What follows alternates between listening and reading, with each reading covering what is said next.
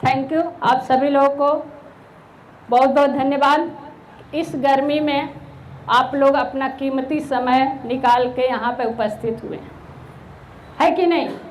क्योंकि महिलाएं बहुत बिजी रहती हैं, महिलाएं बहुत बिजी रहती हैं, उनका एक एक मिनट जो है कीमती होता है कि नहीं?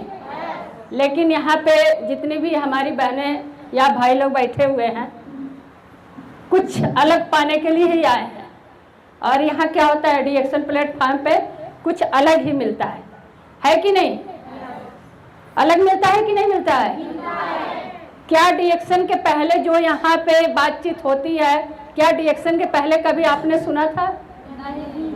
यहाँ पे जो ज्ञान दिया जाता है, क्या ज्ञान दिया जाता है? यहाँ पे दो ही चीज़ ज्ञान दिया जाता है। पहला क्या कि आपको एक अच्छा सेहत मिलता है, और दूसरी चीज़ आपकी जो है बेरोजगारी दूर होती है। यही दो चीज़ होता है ना? क्या इसके पहले कोई आपको ज्ञान दिया था कि आप आइए हमारे साथ, आपको यहाँ पे आपको सेहत भी मिलेगा और आपकी बेरोजगारी भी दूर होगी? कोई बताया था? नहीं बताया था। तो मैं चाहूँगी कि डीएक्शन प्लेटफॉर्म के लिए एक जबरदस्त ताली होनी चाहिए।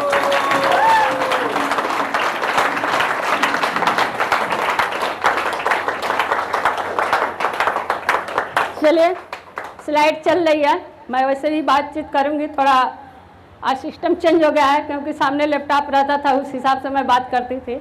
कोई दिक्कत नहीं, बस आप लोग स्लाइड पे मत ध्यान दीजिएगा, मेरी बातों पे ध्यान दीजिए, ठीक ना? तो अभी दिख रहा है पिक्चर, हम ही लोग हैं, सर और हम। इसमें क्या दिया हुआ है? ऊपर जो है सर का नाम है और नीचे नीलम मौर्य MA BPEd। जो लोग पढ़े लिखे हैं समझ पा रहे होंगे।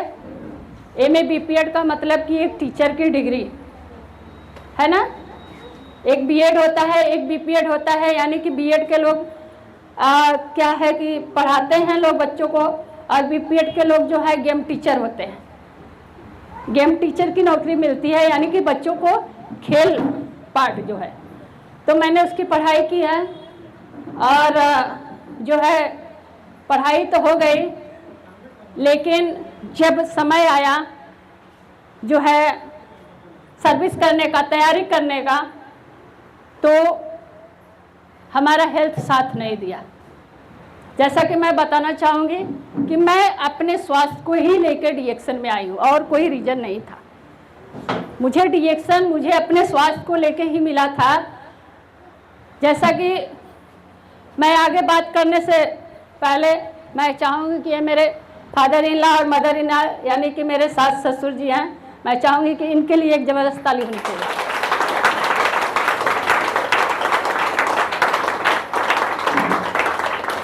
क्योंकि माँ बाप का आशीर्वाद बहुत बड़ा आशीर्वाद होता है।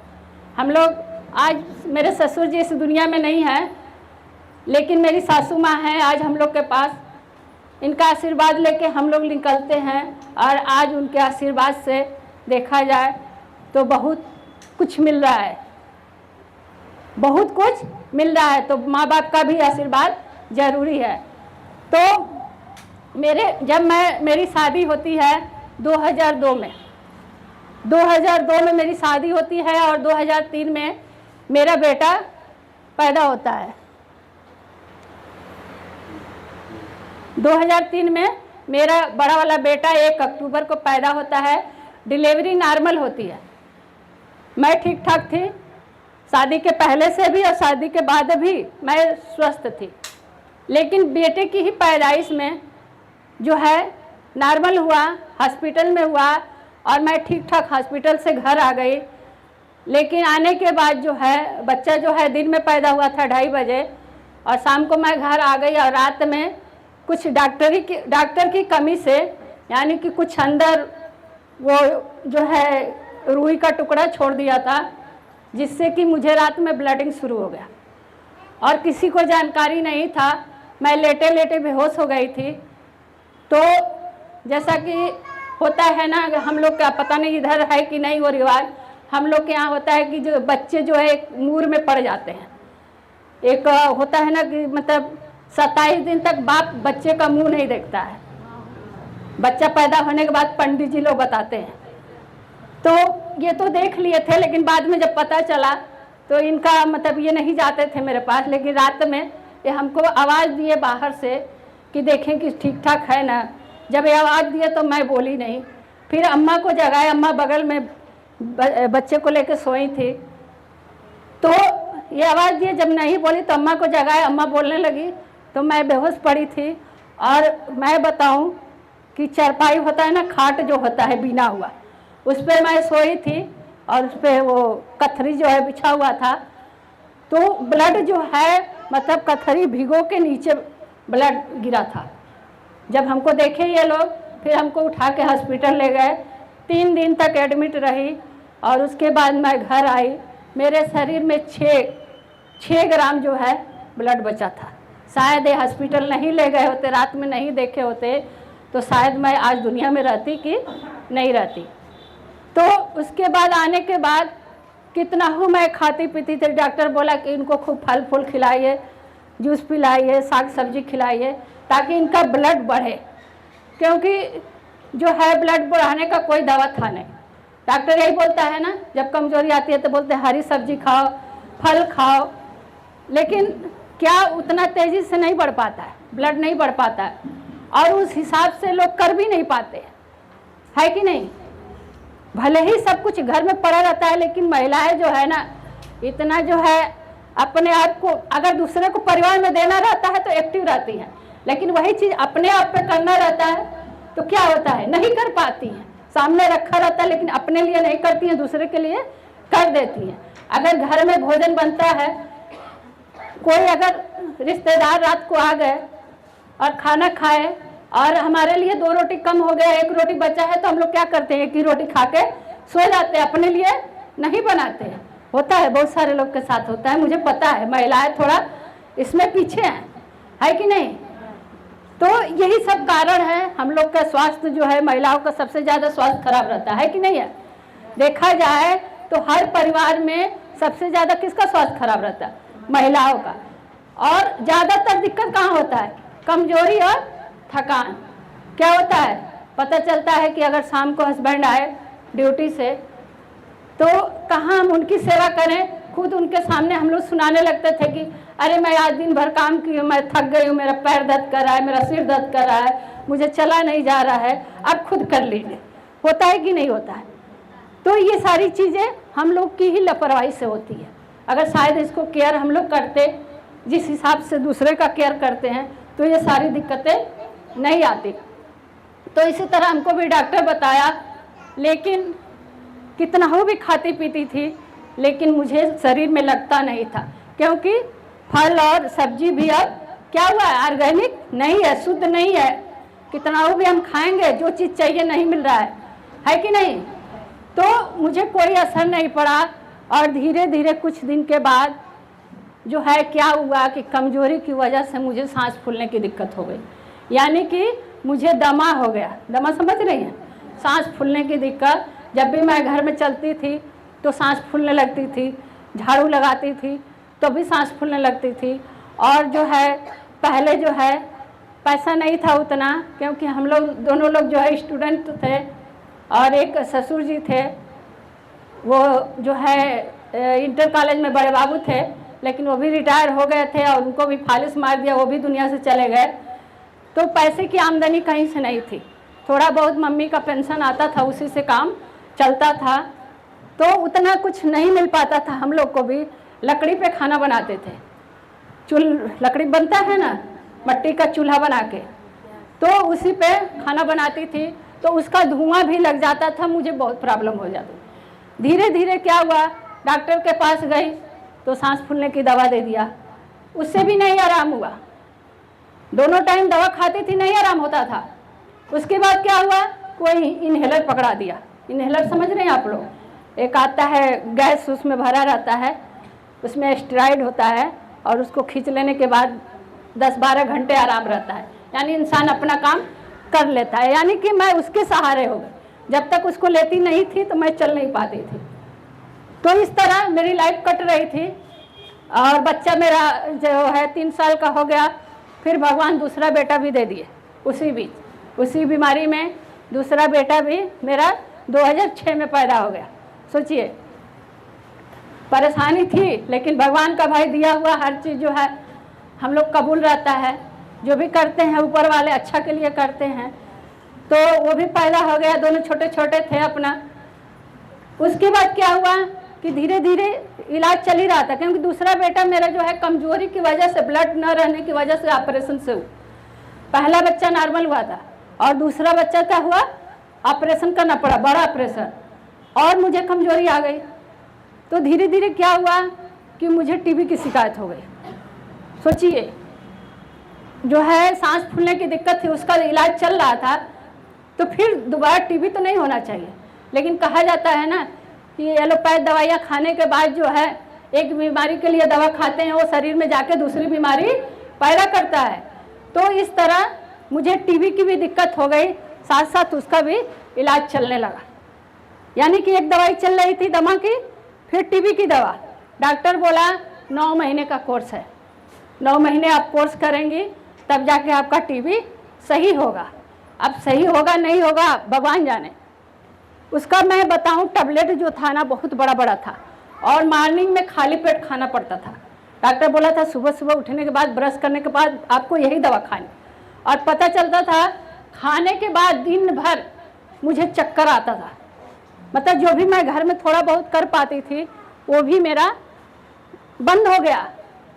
मैं चल ही नहीं पाती थी, यानी कि लैट्रिन बाथरूम भी नहीं जा पाती थी अपने बिना किसी के सहारे।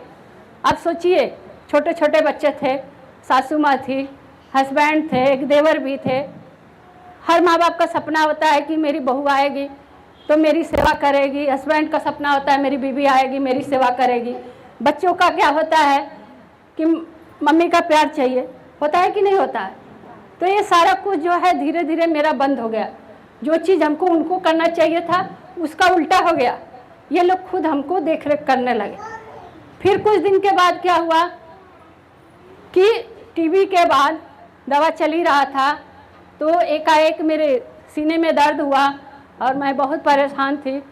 तो फिर गए हमारे मार्केट में, जो है बगल के ही मार्केट में एक MBBS डॉक्टर हैं। तो जैसा कि हमको ये प्रॉब्लम थी कि जब भी मौसम चेंज होता था, जैसे अभी ठंडी का मौसम आने वाला है, यानी कि अक्टूबर नवंबर में मुझे एडमिट करना पड़ता था। जैसे ही गर्मी से ठंडी आता था मुझे एलर्जी की प्रॉब्लम थी, मुझे एडमिट करना पड़ता था। एक मेरी दिक्कत बढ़ जाती थी, और वहाँ जाने के बाद भाप, ऑक्सीजन, क्या क्या लगता था पता नहीं। और जैसे ही मार्च में ठंडी से गर्मी आती थी, यानी कि मेरा साल में 2 बार फिक्स था। मेरे परिवार वाले 10,000 रुपये रखे रहते थे साइड में कि कब इसको लेके जाना पड़ेगा हॉस्पिटल, पता नहीं, और लेके जाते थे लोग। ये मुझे समस्या थी, एलर्जी की भयंकर मैं बीमारी था मुझे। मतलब धूल से भी एलर्जी, धूप से भी एलर्जी, गर्मी से भी एलर्जी। अभी जैसे यहाँ गर्मी लग रही है ना, ऐसे गर्मी मैं नहीं सह पाती थी, मेरी सांस तेज हो जाती थी। तो इस तरह की मुझे समस्या थी। तो मैं वहाँ गई, जब वो जो है उन्हीं के यहाँ हमेशा एडमिट होती थी। तो होता है ना कि डॉक्टर के, एक ही डॉक्टर के पास बार बार जाने के बाद थोड़ा परिचय हो जाता है, वो लोग भी मतलब पहचानने लगते हैं। तो फिर वहाँ गई तो वो बताया कि ऐसा है कि आप एक बार आप चले जाइए बनारस BHU और इनका जो है फेफड़े का जांच करवा दीजिए, देखिए क्या है, क्योंकि इनको टीबी भी है, दमा भी है, तो क्यों दर्द हो रहा है, आप अच्छे से ले जाइए वहाँ जांच करा दीजिए।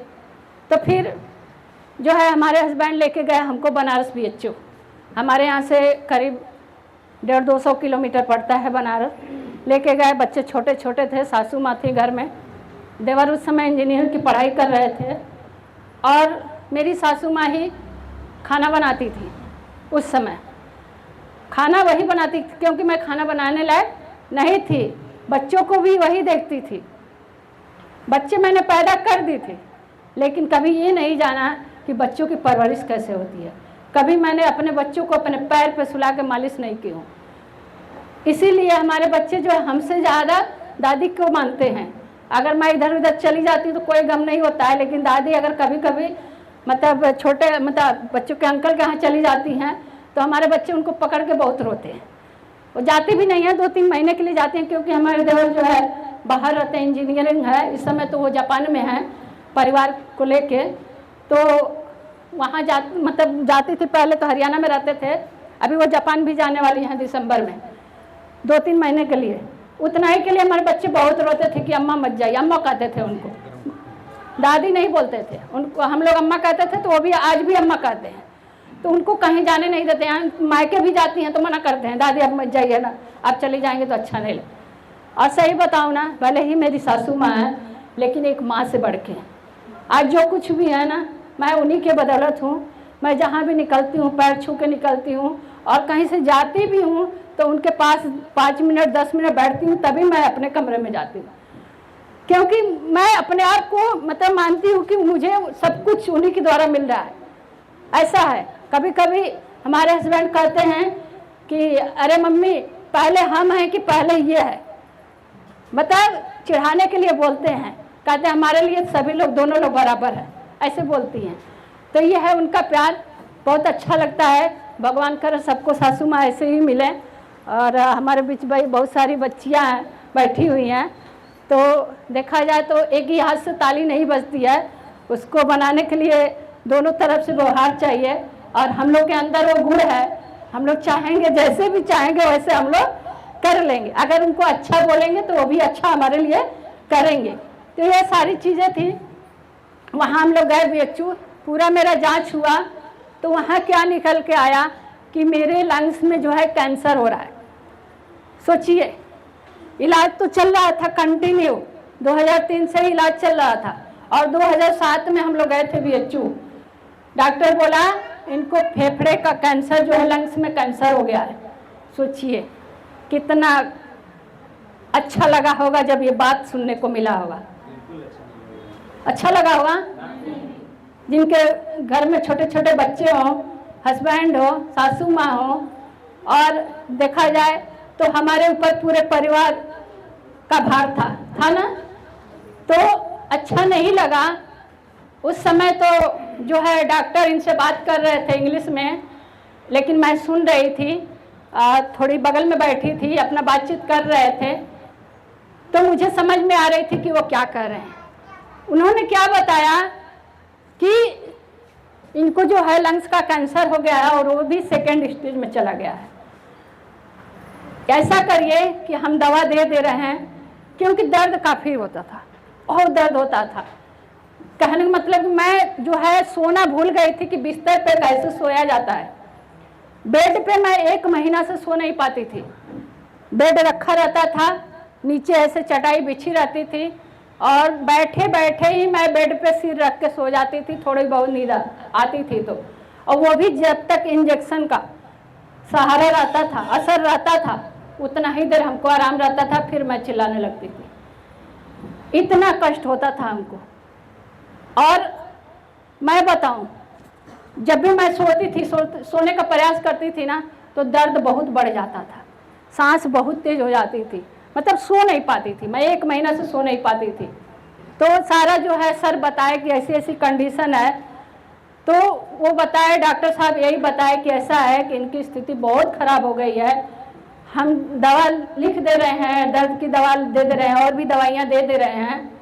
और उसमें जो है पहला जो मेरा पिछला रिपोर्ट था टीबी का, दमा का, सब वो भी दिखाए, तो सब चीज़ का दवा जोड़ के उसी में दे दिए। मैं बताऊं 10 कैप्सूल था, यानी टैबलेट कैप्सूल मिला के 10, जो बाज़ार में आज लाल पीली हरी नीली गोलियां जो है हम सभी लोग ला के खाते हैं, कभी कमर दर्द का खाते हैं, कभी सिर दर्द का खाते हैं ना। ये लाल पीली गोली हरी नीली जो है गोलियां जो है कितना हमारे बॉडी को नुकसान कर रहा है, क्योंकि वही खा के जो है मेरा जो है लंग्स का कैंसर हुआ था। शायद मैं टीबी की और दमा की दवा नहीं खाती तो मुझे कैंसर नहीं हुआ रहता। तो डॉक्टर साहब यही बोले कि आप दवा लेके जाइए, लेकिन ये ठीक नहीं होगा। सोचिए, डॉक्टर के पास हम लोग विश्वास करके जाते हैं ना कि हमारी बीमारी ठीक हो जाएगी, लेकिन मैं बताऊँ ना, मैं 100% बता रही हूँ कि जो है केवल ऑपरेशनल केस को छोड़ के कोई ऐसी बीमारी नहीं है कि जो कि आपको जड़ से ख़त्म हो जाएगी एलोपैथ दवाई से। आज ये आप लोग लिख लीजिए, कोई बीमारी जड़ से नहीं ख़त्म होती है, दवा खाने के बाद जो है हमारी बीमारी दब जाती है, और जैसे जैसे उम्र हमारी बढ़ती है और बॉडी जो है कमज़ोर होता है, वो फिर बीमारी दिखने लगती है। केवल ऑपरेशनल केस को छोड़ दिया जाए, ऑपरेशन केस जो होता है काटो पीटो बीमारी को निकालो, बस वहीं तक है। बाकी कोई बीमारी एलोपैथ दवा से ठीक नहीं होती है, बीमारी को दबा देती है। तो उसके बाद क्या हुआ, डॉक्टर बोले कि ऐसा करिए कि आप इनको घर ले जाइए, और जब भी ज़्यादा दिक्कत होगा तो कुछ इंजेक्शन लिख दिए, इसको लगवा दीजिएगा और ये दवा चलाते रहिए। ये 6 महीने की मेहमान है, ऐसे बोले डॉक्टर।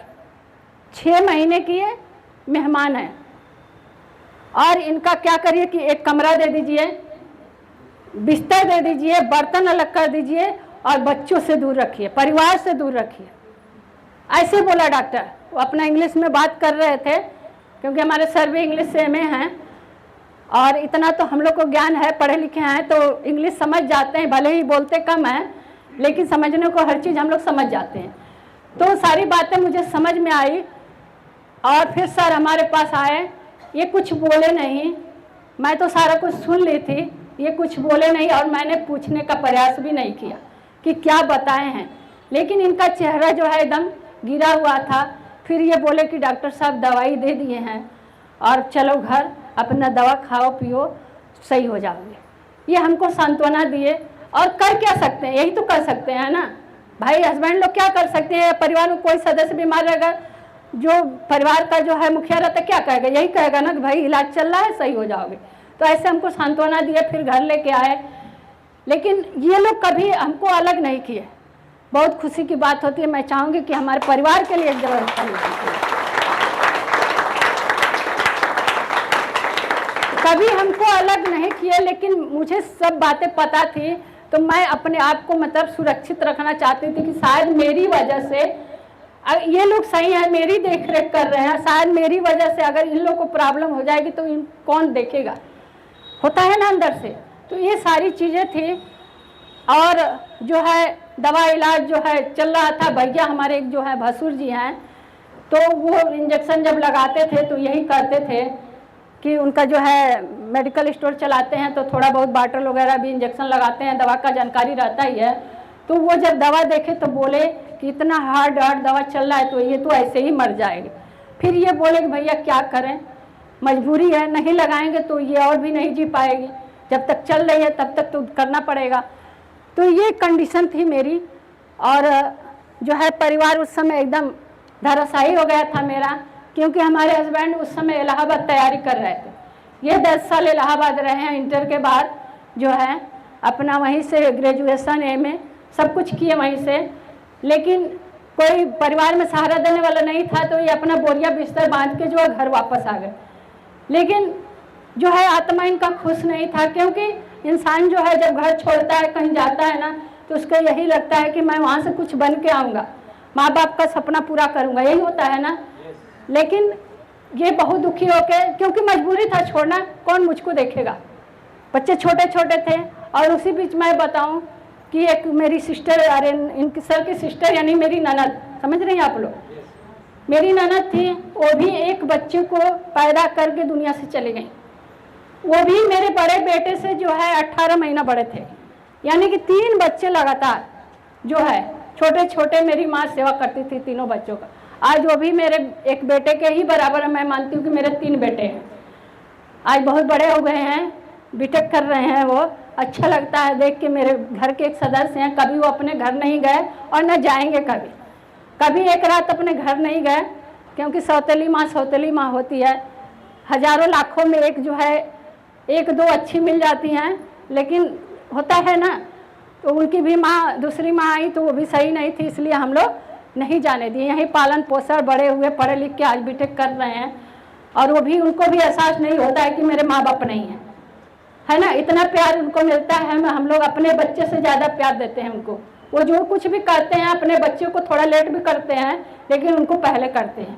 और वो भी एक हक से जो भी कुछ रहता है, मामा ये चाहिए, मामी ये चाहिए, तुरंत बोल देते हैं। तो मेरे पास 3 बच्चे हैं देखा जाए तो ये सारी चीज़ें थी। बहुत दर्द होता था जब मेरे छोटे छोटे बच्चे थे, जब मेरे छोटे छोटे बच्चे थे और बच्चों को जो है अगर एक बार समझा दिया जाए तो बच्चे मान भी जाते हैं, क्योंकि बच्चे शुरू से देख रहे थे कि मेरी मम्मी बीमार है। और मैं बताऊं, मेरे बच्चे दूध भी नहीं पिए मेरे, क्योंकि मुझे प्रॉब्लम थी, अगर दूध पिला दें तो भी बीमार होते हैं, है कि नहीं। उनके पास उनके अंदर भी वो कीटाणु बैक्टीरिया जो भी था जाता कि नहीं जाता दूध के माध्यम से, तो नहीं देते उनको। बच्चे अपना नेपल का दूध, उस समय घर में गाय भैंस भी रहती थी, तो उसका दूध जो है निकाल के बच्चों को पिलाना अपना मम्मी करती थी। कष्ट तब होता था कि जिस समय बच्चों को प्यार चाहिए था एक माँ का। जब मैं रूम में बैठी रहती थी और बच्चे जो है दरवाजे से आके झांकते थे, उस समय मुझे बहुत कष्ट होता था।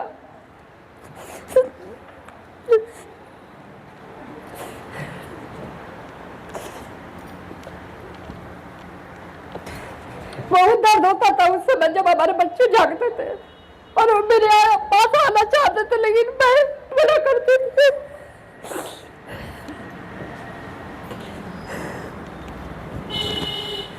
और उस समय बताओ ना, मेरी उम्र 28 साल थी, मेरी उम्र 28 साल थी और मेरा वजन भी 27-28 केजी ही था, 27 केजी था। सोचिए, जितना उम्र उतना वजन, क्या कंडीशन रही होगी आप लोग समझ सकती हैं। और एक परिवार में अगर एक महिला इस तरह घर में बैठ के और जिंदगी मौत का इंतजार करे, क्या कंडीशन रहा होगा उस परिवार को। मैं चाहूंगी हमारे हस्बैंड के लिए एक जबरदस्त ताली होनी चाहिए।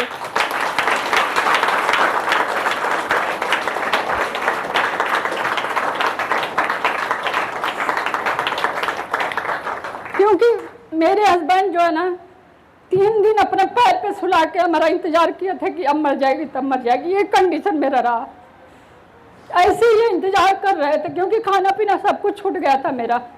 मैं एकदम मतलब कुछ भी नहीं लेती थी, पानी भी नहीं पी पाती थी और हमेशा ये बोलते थे, कभी ये निगेटिव नहीं बोलते थे, हमेशा ये बोलते थे कि नीलम तुम हौसला रखो, तुमको कुछ नहीं होगा, मैं तुम्हें कुछ नहीं होने दूंगा, तुमको एक दिन गुड़िया बनाऊंगा। ये हमेशा हौसला देते थे हमको। मैं अंदर अंदर सोचती थी कि मैं एक मौत के मुंह से गुजर रही हूँ, कब भगवान हमको उठा ले जाएंगे और ये ऐसे बोल रहे हैं कि तुमको एक दिन गुड़िया बनाऊंगा। बहुत हौसला देते थे। और आप लोग को पता है ना कि अगर ऐसी बीमारी हो जाती है तो लोग भी दूर हो जाते हैं, होता है कि नहीं होता है। अपने माँ बाप, अपने भाई, अपने पड़ोसी, देहात पटीदार सभी लोग दूर हो जाते हैं, क्योंकि अच्छी बातें उतना तेजी से नहीं फैलती है, लेकिन बुरी बातें जो है बहुत तेजी से फैलती है। तो गांव में क्या होता था, कह रहे वो उसके मम्मी को जो है कैंसर हो गया है, टीबी हो गया है, उसके घर नहीं जाना है। होता है कि नहीं होता है। तो सभी लोग आना छोड़ दिए थे, यहाँ तक कि रिश्तेदार भी आना छोड़ दिए थे, क्योंकि रिश्तेदार यही सोचते हैं कि अगर जाएंगे तो हमको उसका बीमारी दिखा नहीं जाएगा तो हम पैसा भी देना पड़ेगा, क्योंकि हम लोग उस समय बेरोजगार थे, हम लोग के पास पैसा नहीं था उतना, क्योंकि हमारी बीमारी में जो है ना हमारे सारे गहने बिक गए थे। हमारे ससुर जी बहुत गहना चढ़ाए थे हमको, क्योंकि मैं बड़ी बहू थी उनकी। जब मेरी शादी हुई थी तो मेरे ससुर जी थे और एक टीचर थे, वो अपने औकात से ज़्यादा, अपने कमाई से ज़्यादा वो हमको गहना चढ़ाए थे, लेकिन बीमारी में जो है सारा मेरा गहना बिक गया था। बस छोटा छोटा वही कान नाक में जो रहता है एक महिला के, वही था मेरे पास। जब लास्ट में एक अंगूठी मेरी बची थी मायके की, जब हमारे हस्बैंड जा रहे थे बेचने तो ये भी रो दिए, कहे काश भगवान ये दिन दिखाने के लिए ही हम लोग को लाए हैं। रो दिए भी, लेकिन उसको भी बेचना पड़ा। ये हम लोग की स्थिति थी, सोचिए। और कंडीशन मेरा जो फोटो देख रहे हैं ना, ये इसमें स्वेटर पहनी हूँ, देखिए कितना चेहरा काला हो गया है। ये जब मतलब जून में मैं गई थी बनारस, उसके बाद ठंडी आया था, तो ये मेरा कंडीशन था। लेकिन मैं थैंक्स करती हूँ गैनोडर्मा को, उसके लिए एक जबरदस्त ताली बजाइए।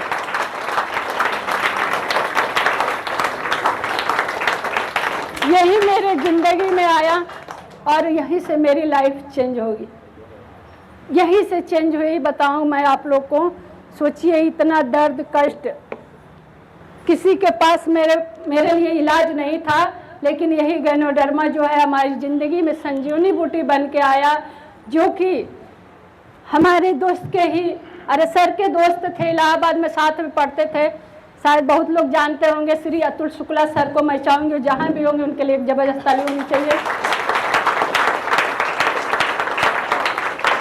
उनको भी ज़्यादा दिन से इसकी जानकारी नहीं थी, बहुत कम समय से जानते थे, लेकिन इतना पता था उनको कि इसके बने प्रोडक्ट से लोग खा पी के सही हो रहे हैं, बीमारी सही हो रही है। इतना नहीं पता था कि इसके प्रोडक्ट खाएंगे तो कैंसर जैसी बीमारी सही हो जाएगी।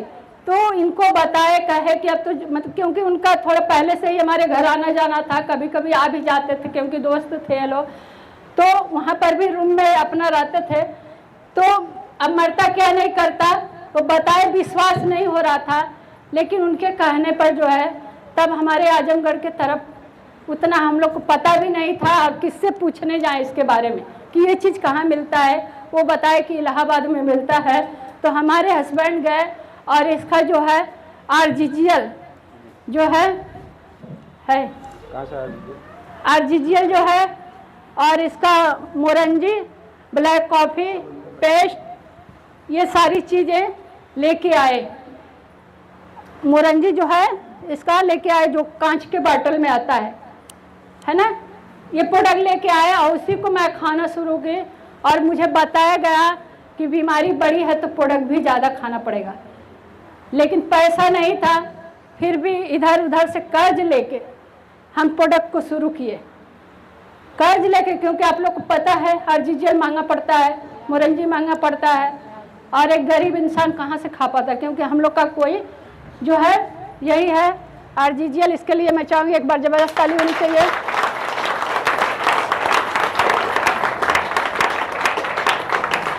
ये महिलाओं की सहेली बोला जाता है, इसके लिए जबरदस्त ताली होनी चाहिए।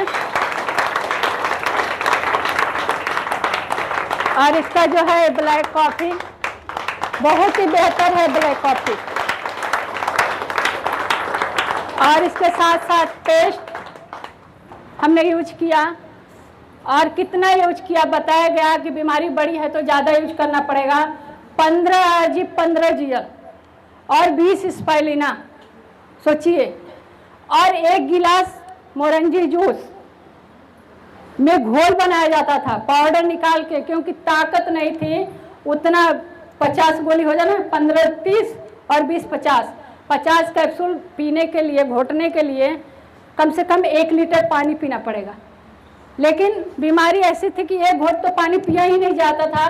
मैं एक मतलब उतना कहाँ से पानी पीऊँ, तो उसमें बताया लोग कि उसको घोल बना दीजिए मोरंजी में और धीरे धीरे जो है इसको पिलाइए।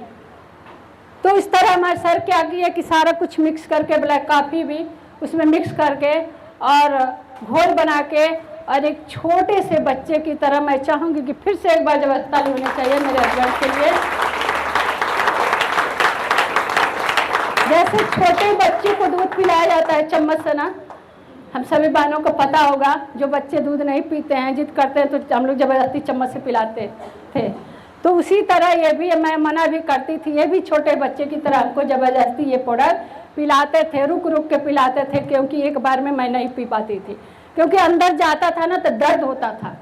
फिर इसका पेस्ट बताए कि पेस्ट भी थोड़ा थोड़ा खाएंगे तो जो अंदर घाव है, जो कीड़े हैं, पेस्ट से मर जाएंगे और घाव भी सही होगा। तो जब पेस्ट खाते थे ना तो और दर्द बढ़ जाता था, क्योंकि पेस्ट जाने के बाद क्या होता है, थोड़ा ठंडा होता है ना, तो एहसास होता है कि वो क्या हो रहा है, दर्द हो रहा है, या कोई कोई लोग कहते हैं कि वो बर्दाश्त नहीं होता है। तो उसी तरह हम भी इस पेस्ट को खाते थे तो दर्द बढ़ जाता था। लेकिन भाई क्या नहीं करता, मरता क्या नहीं करता, मजबूरी में खाना पड़ता था। ये बार बार कहते थे कि खाओ, हो सकता है कि इसी से तुम्हारी बीमारी ठीक हो जाए। तो इसी तरह धीरे धीरे हमको देते गए। जब ये प्रोडक्ट लेना शुरू किए तो हमको 1 हफ्ते कुछ समझ में नहीं आया। बहुत सारे लोग कहते हैं कि हम प्रोडक्ट खाते हैं, कुछ समझ में नहीं आ रहा है, लेकिन मैं बताऊं, प्रोडक्ट बॉडी में जब से जाना शुरू होता है वो अपना काम करना स्टार्ट कर देता है। भले ही आपको एहसास नहीं होता है, लेकिन जैसे ही वो अपना काम कर देता है, किसी को 1 हफ्ते में रिजल्ट आता है, किसी को 15 दिन में रिजल्ट आता है, किसी को 1 महीने भी लग जाता है, लेकिन रिजल्ट आता ही आता है, ये विश्वास कर लीजिए। उसी तरह हमको भी 1 हफ्ते कुछ समझ में नहीं आया। दवा के साथ साथ ऐसा नहीं कि मैंने दवा बंद कर, क्योंकि मेरी बीमारी बड़ी थी। अगर दवा मैं बंद कर देती तो मैं उसी दिन ख़त्म हो जाती, क्योंकि सिर्फ मैं दवा के भरोसे, इंजेक्शन के भरोसे भाप लेती थी। मैं सुबह शाम जो है भाप दिया जाता था। मशीन रखा हुआ था घर में, कौन ले जाएगा रोज़ हॉस्पिटल भाप दिलवाने के लिए। घर में मशीन खरीद के ला दिए, अपना पलक लगाते थे। जैसे ही मुझे सांस की दिक्कत बढ़ती थी तुरंत लगा देते थे मुँह में, अपना थोड़ा बहुत आराम मिल जाता था।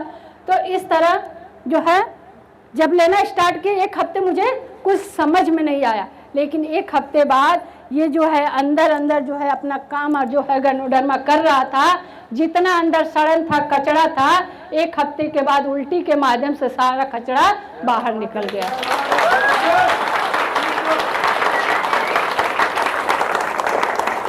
जब बाहर निकल गया तो मुझे थोड़ा तकलीफ बढ़ी, क्योंकि शरीर में उतना ताकत नहीं था। अगर नॉर्मल इंसान को एक बार उल्टी हो जाती है तो क्या होता है, इंसान जो है सुस्त हो जाता है ना। अब मान लीजिए मैं बीमार थी तो मुझे जब उल्टी हुई उतना, और मैं बताऊँ एक जब उल्टी हुई थी यानी कि 2 लीटर कचरा निकला था, काला काला एकदम बदबू कर रहा था। आम इंसान जो है, दूसरा कोई इंसान रहता तो वहाँ खड़ा नहीं हो पाता, इतना बदबू कर रहा था। मैं एकदम सुस्त हो गई। सर थोड़ा परेशान हुए और जो है फ़ोन करके जो है हमारे जो सीनियर अपलाइन हैं उनको 2-4 बातें भी सुना दिए गुस्सा में कि ये पता नहीं क्या दे दिए हैं, ये सब ऐसा निकल रहा है, ये तो जो भी अब जीना रहेगी वो भी नहीं जिएगी, मर जाएगी। उनको भी 2-4 बातें सुनाए, लेकिन बेचारे कुछ बोले नहीं। क्यों नहीं बोले? क्योंकि उनको पता चल गया कि गैनोडर्मा जो है अपना काम कर गया है, अब इनको ठीक होना ही होना है। वो बोले, इतना ही बोले कि आप मात्रा कम कर सकते हैं लेकिन बंद मत करिएगा। आप दवा के साथ साथ इसको देते रहिए, भले ही 15 RGGL की बदौलत 5 आप दीजिए, लेकिन देते रहिए। फिर इनको विश्वास नहीं हो रहा था, मैं सुस्त पड़ी थी। लेकिन 2-3 घंटे के बाद जो है ये क्या किया, गुस्से में जो है, हमारा घर जो है खेत में बना हुआ है, क्योंकि हमारे ससुर जी 2 भाई थे, तो जब अलग हुए तो वो जो है पहले वाला घर वो ले लिए और हमारे ससुर जी हो खेत में जो है घर बनवा दिए। थोड़ा बहुत घर था, तब घर भी नहीं था, तो वहाँ जो है बगल में खेत था, वो सारे प्रोडक्ट ले जाकर फेंक दिए गुस्से के मारे। जो है मोरंजी भी था उसमें, सब फेंक दिए। लेकिन जब मैं इनको 2-3 घंटे के बाद जब इनको बोली कि नहीं मुझे आराम मिल रहा है, मेरे दर्द में भी आराम है और मुझे सांस लेने में भी आराम है, और जो है मुझे जैसे लगता था कि मैं थोड़ा लेट जाऊँ, तो बिस्तर पे मैंने 2 तकिया लगा के मैं लेटने का प्रयास की, तो 10-15 मिनट लेट पा रही थी। तो फिर इनको मैं बोली कि ऐसा है कि उसका जो काफ़ी है ना, उसको गर्म पानी में हमको बना के दीजिए, पिएंगे तो थोड़ा हमको राहत मिलेगा। इनको विश्वास नहीं हो रहा था, बार बार हमसे पूछ रहे हैं सही में बोल रही है ना कि आराम लग रहा है। हम कहें हाँ मैं सही बोल रही हूँ। शायद इतना आराम मुझे जब से मैं बीमार थी, इतना आराम मुझे लाइफ में कभी नहीं मिला था। मैं इनसे बोली और फिर लेके आए प्रोडक्ट, खेत में से उठा के लेके आए और फिर हाँ बगल खेत में फेंक दिए थे। मैं बताऊँ, दरवाजे से ऐसे बाउंड्री है, बगल में खेत था, फेंक दिए थे। फिर उठा के लाए और फिर मुझे जो है ब्लैक कॉफ़ी देना शुरू किए, और फिर थोड़ा डोज कम करते, फिर शाम सुबह कम ज़्यादा मतलब देते रहे कंटिन्यू। और वही प्रोडक्ट जो है लगातार मुझे चला, और धीरे धीरे जो हमारी दवाइयाँ थी, जो 10 टैबलेट और कैप्सूल चल रहा था, धीरे धीरे जैसे जैसे आराम मिलता गया, मेरी बॉडी और दुबली हो गई थी। देखिए दूसरा फोटो दिख रहा है ना, बच्चा मेरा यहाँ बगल में खड़ा है, पूरा फोटो नहीं है, वो बड़ा वाला है। यहाँ से जो है यहाँ और दुबली दिख रही, हड्डी देखिए, लेकिन चेहरे पे चमक आया है कि नहीं है? क्योंकि ये गैनोडर्मा क्या करता है, बॉडी को चमकाता है, चेहरे पे चमक आने लगा। और धीरे धीरे जो है मेरी दवाइयाँ जो है कम होती गई और मैं प्रोडक्ट बढ़ाती गई, खाती गई। और यही डोज जो है मेरा कंटिन्यू 1 साल चला था। सोचिए 15 RG, 15 GL, 20 स्पाइलिना, 1 गिलास मोरंजी, यानी कि एक जो है छोटी वाली मोरंजी पर डे। सोचिए एक गरीब परिवार का सदस्य जो है, हम लोग गरीब थे लेकिन किसी तरह जिंदगी चाहिए ना। आज जिंदगी वापस हो गई तो सब कुछ आज हो पा रहा है। शायद आज हम नहीं हो रहते तो क्या होता पता नहीं, हमारा परिवार कहाँ गया था, हमारे बच्चे कहाँ बिलखते रोते, होता कि नहीं होता। भले ही हम लोग कर्ज में हो गए, भले ही रिश्तेदार सब छूट गए, मैं बताऊं मेरी एक ही बहन थी, मैं ये बार बार बोलती हूँ सबके सामने, मेरी एक ही बहन थी, लेकिन मेरी बीमारी में वो नहीं आई हमको देखने कि हम जाएंगे तो हमारी बहन गरीब है। वो भी क्या है, हमारे बहनोई जो एयरफोर्स में है, जो जहाज उड़ती है ना, उसमें सर्विस करते हैं सरकारी, और उनकी 3 बेटियां हैं, बेटे नहीं है, हमारे 2 बेटे ही सिर्फ, 3 बेटे, बहनें नहीं आई, रिश्ता टूट गया वहीं से रिश्ता टूट गया। एक ही बहन है, बोलचाल नहीं होती है। सोचिए गरीबी क्या कराती है। मुझे बार बार याद आती है वो 2 लाइन कि गरीबी तोड़ देती है जो रिश्ते खास होते हैं, गरीबी तोड़ देती है जो रिश्ते खास होते हैं, पराये पास होते हैं जब आपके पास पैसे पास होते हैं। मेरी सगी बहन थी ना, खून थी ना अपनी, होता है ना कि लोग भोजपुरी में बोलते हैं कि माई मुए मौसी जिए, बात समझ में आ रही है? यानी कि एक जो है अगर माँ नहीं रहती है तो मौसी जो है बच्चे को जिला लेती है। लेकिन आज क्या है, रिश्ता टूट गया बहन बहन का। लेकिन रिएक्शन ने मुझे बहनों की कमी है क्या? आप लोग हमारी बहन नहीं है कि नहीं है?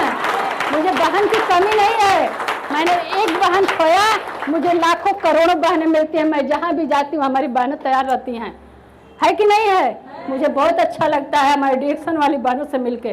शायद जो यहाँ प्यार हमको मिलता है ना, वो प्यार वहाँ नहीं मिलेगा, कभी नहीं मिलेगा। लेकिन जितना डिएक्शन वाली बहनों से प्यार मिलता है, कितना हम लोग खुश रहते हैं एक दूसरे। ये नहीं हम लोग जानते हैं कि आप किसके टीम से आए, होता है क्या ऐसा? जब हम लोग मिलते हैं क्या बोलते हैं, गुड मॉर्निंग दीदी, है कि नहीं? कितना अंदर से अच्छा लगता है।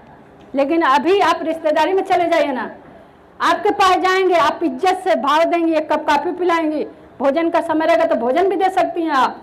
लेकिन वहाँ पे क्या होता है, अगर पता चला कि रिश्तेदार लोग गए तो लगता है कि बोझ बढ़ गया है, कि आज खाना खिलाना पड़ेगा।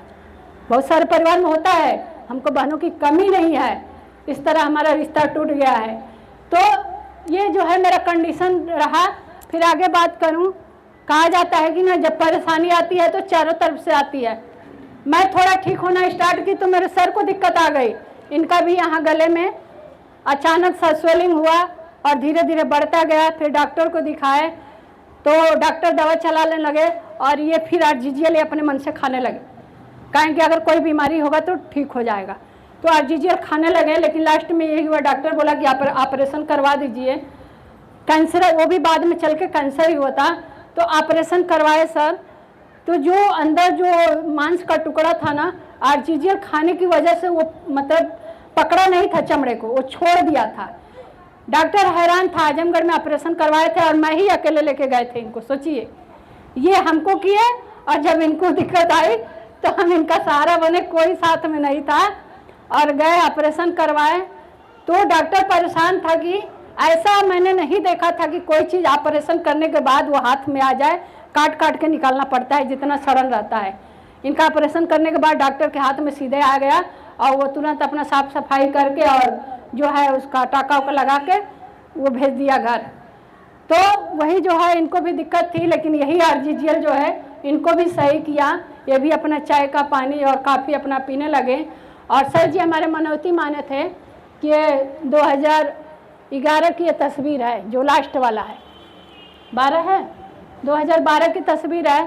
सर हमारे मन्नत माने थे कि हम लोग दोनों लोग सही सलामत से ठीक हो जाएंगे तो हम लोग मैहर देवी का दर्शन करने जाएंगे। तो वही टॉप पर का फोटो है, देखिए वही बूढ़ा बूढ़ी कैसे दिख रहे हैं, है कि नहीं? बूढ़ा बूढ़ी दिख रहे हैं कि नहीं दिख रहे हैं? उम्र भी कम था उस समय, है कि नहीं? लेकिन जो है आज जो है हम लोग इस प्रोडक्ट को खा पी के स्वस्थ एक लाइफ जी रहे हैं।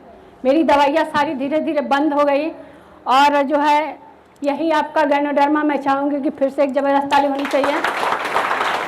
आगे बात करूँ, सभी लोग जानते हैं 6 गैनोडर्मा को मिला के एक गैनोडर्मा बनाया गया है कि नहीं? सभी लोग जानते हैं। कितने लोग के पास गैनोडर्मा है?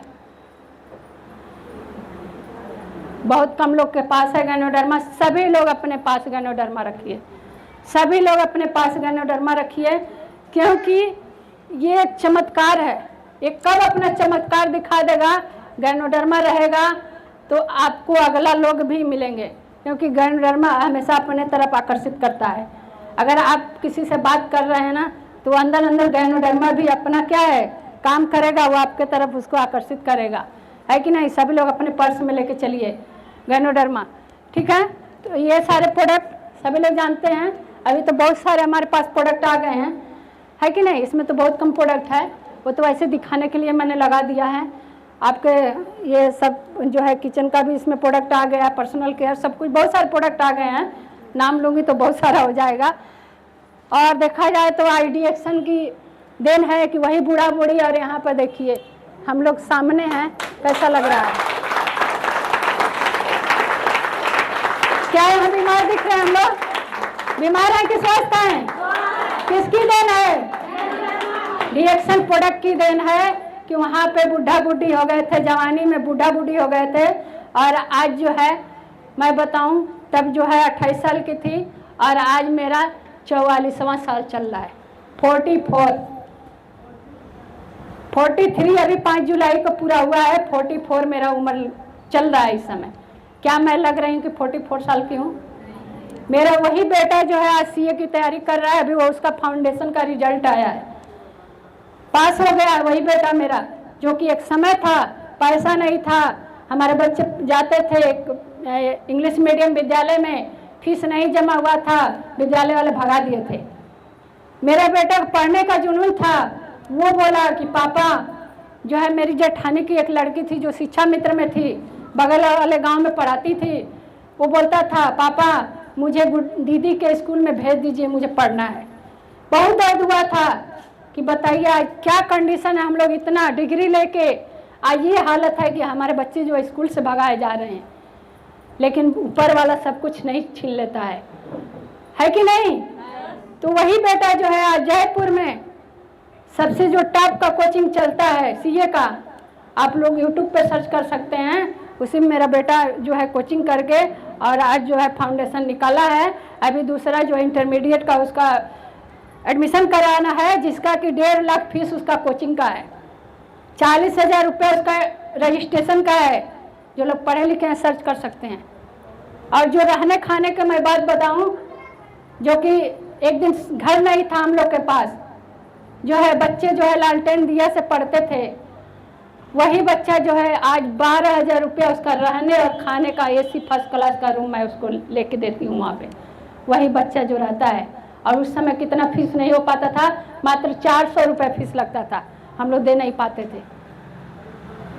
आज डिएक्शन से ही सारा कुछ हो रहा है। तो ये बूढ़ा बूढ़ी आगे चलते हैं सर, थोड़ा बस आज जो है देखिए स्वास्थ्य तो मुझे मिल गया। स्वस्थ दिख रही हूँ? कैसी दिख रही हूँ? 200 किलोमीटर का सफ़र करके आई हूँ। लेकिन पहले ये कंडीशन था मेरा कि मैं 2 किलोमीटर भी सफ़र नहीं कर पाती थी, क्योंकि मुझे बहुत ज़्यादा एलर्जी था। एक बार की बात बताऊं कि मेरा मायका जो है आजमगढ़ से करीब 70-80 किलोमीटर है।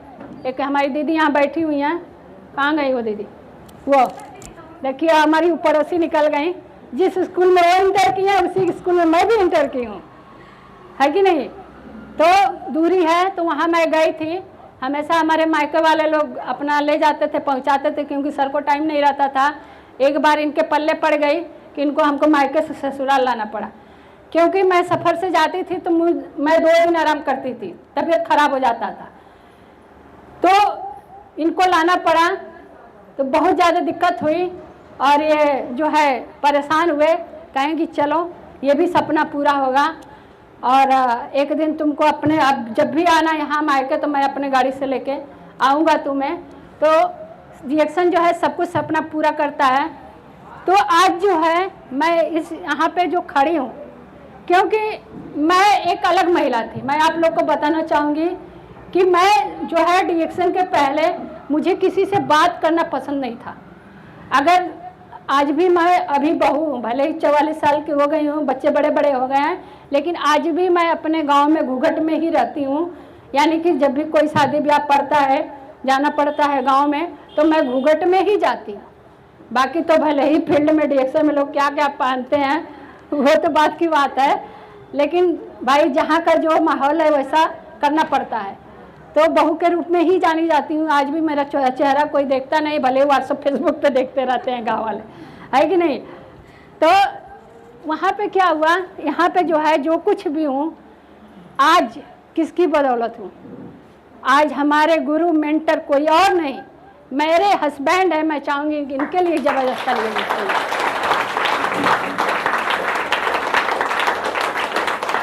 क्योंकि गांव की महिला अगर कोई आती थी घर पे ना, मैं अंदर घुस जाती थी, मैं सासू माँ को आगे कर देती थी, जाइए कोई आया है। वो अपने जाती थी, बात करती थी, मुझे बात करना बिल्कुल पसंद नहीं था। लेकिन यहाँ डीएक्शन प्लेटफॉर्म क्या है, बात करने का ही बिजनेस है कि नहीं है। जितना ज़्यादा हम बात करेंगे उतना ही बड़ा हमारा नेटवर्क होगा। तो हमारे सर जी जो है हमेशा हमको बोलते थे कि बताओ तुमको इतना रिजल्ट मिला, क्योंकि ये मीटिंग में जाते थे तो लोग अपनी कहानी बताते थे, लोग जो है अपनी कहानी बताते थे।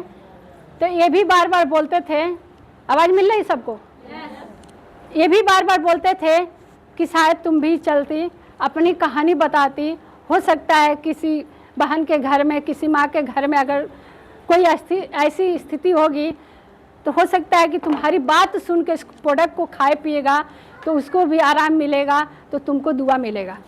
ये बार बार बोलते थे। इतना तुम्हारे पास डिग्री है, सब कुछ है, अगर तुम टीचर भी बन गई तो आज विद्यालय में जाती पढ़ाने ना। ये बार बार हमको बोलते थे।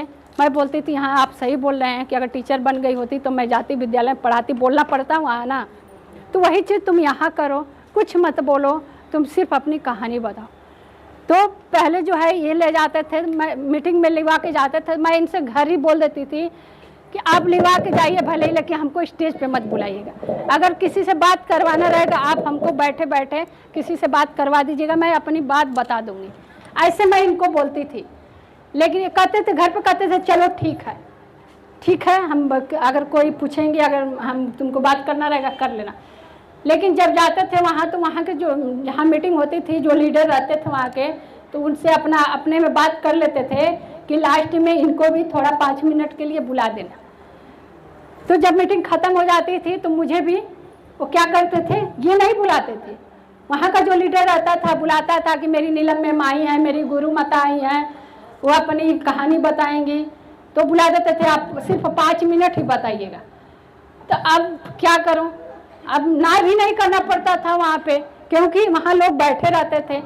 इतना तो अंदर था ना कि अगर मैं ना करूँगी तो इनके पे जाएगा, है कि नहीं। सब लोग इनको देखेंगे कि मतलब इनकी पत्नी नहीं बोल रही हैं, इतना पढ़ी लिखी हैं, इतना बड़ा डिग्री ली हैं।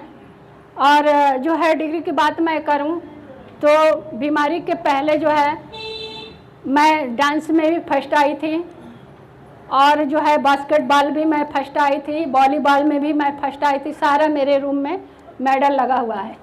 सोचिए, इतना मुझे जुनून था पढ़ने का, क्योंकि मुझे कुछ करना था। लेकिन बीमारी जो है क्या नहीं कराती है। लेकिन अब वो जुनून धीरे धीरे डीएक्शन में आ रहा है, अभी पूरा नहीं आया है लेकिन धीरे धीरे आ रहा है वो। तो ये अपना जो है हमको बताए सिखाए, धीरे धीरे जाते गए मीटिंग में 10-5 मिनट बोलते धीरे धीरे कॉन्फिडेंस बढ़ा। फिर और सारी महिलाएं आके अपना कहानी बताती थी, तो मुझे भी अंदर से होता था कि ये लोग बता रही हैं तो मुझे भी बताना चाहिए। तो धीरे धीरे ऐसे करते करते जो है हम लोग साइकिल से बिजनेस शुरू किए। साइकिल, वो भी पापा की साइकिल थी, ससुर जी की साइकिल टूटी हुई, क्योंकि उतना पैसा नहीं था। हमारे ससुर जी जो विद्यालय जाते थे ना, साइकिल से ही जाते थे, घर से 2 किलोमीटर दूर था। उसी से हमारे जो है सर बिजनेस किए थे, साइकिल से शुरू किए थे। जब साइकिल से जाते थे ना तो लोग कहते थे कि देखा है पगला गया है, साइकिल पर जो है टाई वाई लगा के जा रहा है, पता नहीं क्या करने, ये तो उतना मास्टर साहब का नाक कटवा देगा, ये कर देगा। होता है ना गांव में, बोलते हैं लोग बहुत कि वो इतना बनाए हैं, स्थिति बनाए हैं, और इनका लड़का जो है 10 साल इलाहाबाद रख के वो पगला गया है, टाई वाई लगा के, और साइकिल पे जाता है, चाय क्रीम पाउडर बेचने जाता है। ऐसे लोग बोलते थे, लेकिन ये किसी के सुनते नहीं थे, अपना जाते थे। और मैं बताऊं, एक स्पाइलिना से बिजनेस शुरू हुआ हम लोग का।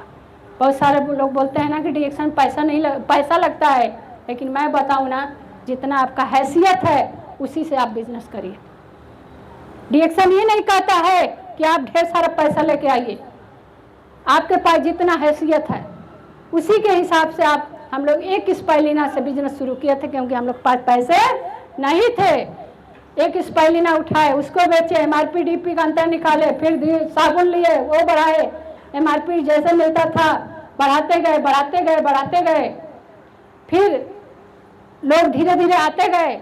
साइकिल के बाद ये गाड़ी लिए, वो भी गाड़ी किस्त पे लिए क्योंकि पैसा नहीं था, बच्चों की फीस देना था, हमको प्रोडक्ट खिलाना था और घर का भी खर्चा था। भाई दाल रोटी चलाने के लिए पैसा चाहिए ना, वो भी था। तो धीरे धीरे अपना सब करते करते गाड़ी लिए, फिर उससे अपना काम शुरू किए और साथ में 2000 की नौकरी भी करते थे। इंग्लिश से MA थे, BEd थे, तो पैसा नहीं हो पाता था, बच्चों का फीस नहीं जमा हो पाता था, तो 2000 रुपये इंटर वालों को इंग्लिश पढ़ाते थे। सोचिए 2000 रुपये में कुछ होगा? आजकल तो 2000 कम खर्च हो जाता है, पता चलता है?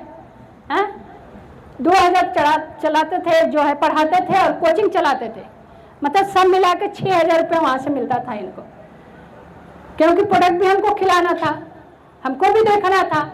तो इस तरह हम साथ साथ डिएक्शन, और कभी कभी मीटिंग लगती थी आजमगढ़ में, तो ये क्या करते थे ना कि जो है वहाँ झूठ बोलते थे, विद्यालय में जाते थे झूठ बोलते थे। क्या बोलते थे कि जो रिश्तेदारी में जो बुजुर्ग लोग मर गए होते थे उनको फिर ये दोबारा मार देते थे। ऐसे बोलते थे कि मतलब जो मर गए थे उन्हीं का नाम लेके बोलते थे कि हमारे रिश्तेदारी में ये लोग मर गए, हमको जाना है। मतलब जिंदे लोग को नहीं मारते थे, मतलब जो लोग मर चुके थे उन्हीं को बताते थे कि हमारी रिश्तेदारी में ये मर गए हैं और हमको वहाँ जाना है, मुझे छुट्टी चाहिए। और छुट्टी का बहाना लेके कहाँ जाते थे? डिएक्शन के मीटिंग में जाते थे। महीने में 1-2 बार मीटिंग मिलती थी। अब तो बहुत सारे मीटिंग, आपका ऑनलाइन ऑफलाइन कितना मीटिंग मिलता है, पहले मीटिंग नहीं मिलता था, है कि नहीं? धीरे धीरे अपना शुरू किए और हम लोग ज़्यादा पॉजिटिव हुए कब? 2017।